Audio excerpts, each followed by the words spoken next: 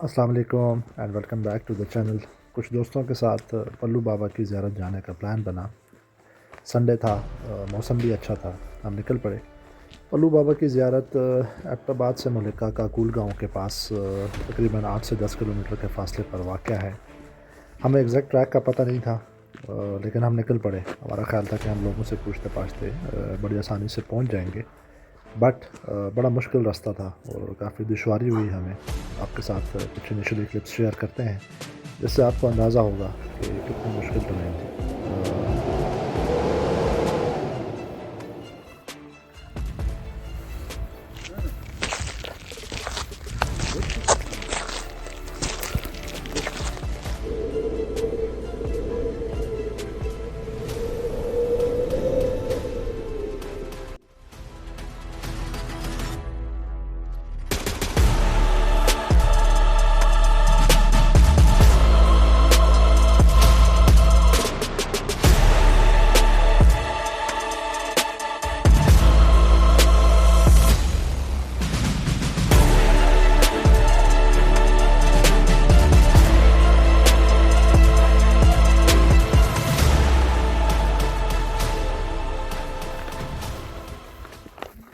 जब हम ट्रैक पे रवाना हुए तो कुछ दोस्तों का ख्याल था कि हम 3 से 4 घंटे में वापस आ जाएंगे और शाम को घर के काम भी कर लेंगे, लेकिन ये काफ़ी लंबा ट्रैक साबित हुआ। ये आप देख सकते हैं, मवेशी बांध कुछ माइग्रेशन के प्रोसेस में है। सर्दी का मौसम स्टार्ट होने वाला है तो ये यहाँ से कूच कर रहे हैं।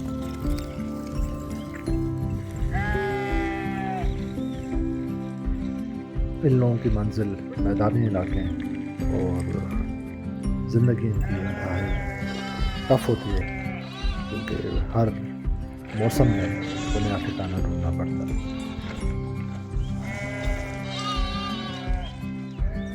इस पॉइंट पे पहुंच के हमें एक रास्ते का इंतखाब करना था। यहाँ की निशानी ये पानी का टैंक है और यहाँ से एक रास्ता लेफ़्ट को जा रहा है और एक राइट को।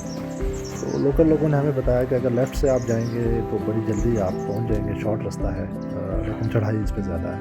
राइट वाला रास्ता थोड़ा लंबा है लेकिन आसान है। हमने राइट वाले रास्ते का ही इंतखाब किया। तो थोड़ा आगे चल के मैं आपको बताऊंगा कि हमारा फ़ैसला ठीक साबित हुआ, क्योंकि लेफ़्ट वाला जो रास्ता है बेशक वो शॉर्ट था लेकिन उस पर एलिवेशन बहुत ज़्यादा थी, बहुत ज़्यादा चढ़ाई थी। और अल्लाह का शुक्र है कि हमने सही फ़ैसला किया, वरना हम डायरेक्ट ट्यूब तक पहुँच जाते।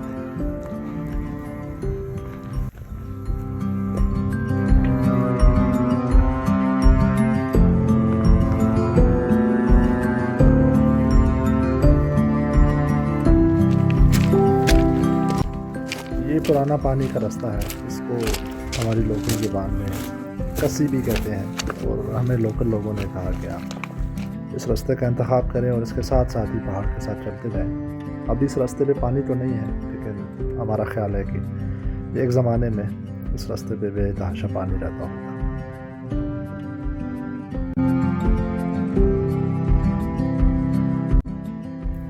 इस पॉइंट पे पहुंच के हम रास्ता भूल गए और हमारे कुछ दोस्त एक तरफ निकल गए और काफ़ी दुश्वारी हुई हमें, लेकिन शुक्र है एक लोकल भाई ने हमारी मदद की और हम दोबारा ट्रैक पर आ गए।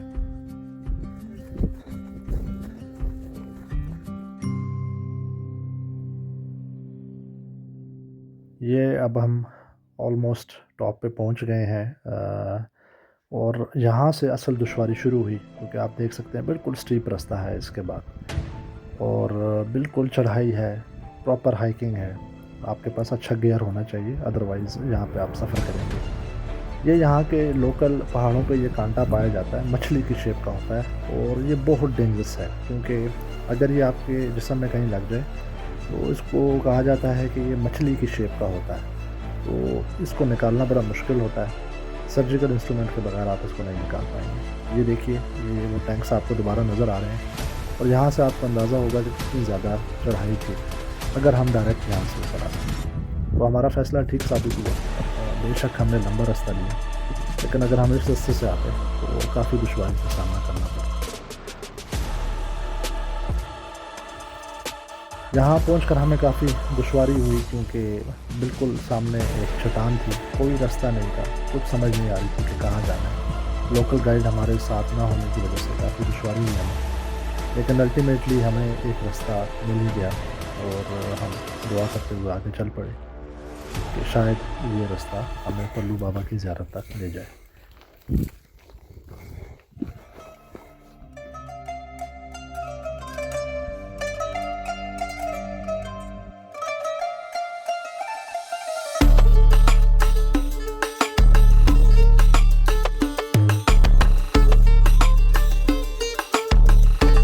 जब हम इस पहाड़ की चोटी पे पहुँचे तो हमें इस तरह का व्यू मिला, जंगल, मैदान, खामोशी और बेतहाशा खूबसूरती। लेकिन अब जो हमारी मंजिल थी पल्लू बाबा की ज़ियारत, उसको ढूँढना था। कोई अता पता नहीं, लेफ़्ट राइट पे खामोशी, सुनसान इलाका, कुछ पता नहीं था किस तरफ जाना है और बस फिर हम ज़ियारत को ढूँढने के लिए इधर-उधर भटकने लगे। लेकिन अच्छी बात ये थी कि ट्रैक बहुत खूबसूरत था, मौसम अच्छा था और थकावट होने के बावजूद हमें ये एहसास नहीं हो रहा था कि हम जंगल में गुम गए हैं। इस तरफ आप देख सकते हैं हमें एबटाबाद की दूसरी साइड नज़र आ रही थी।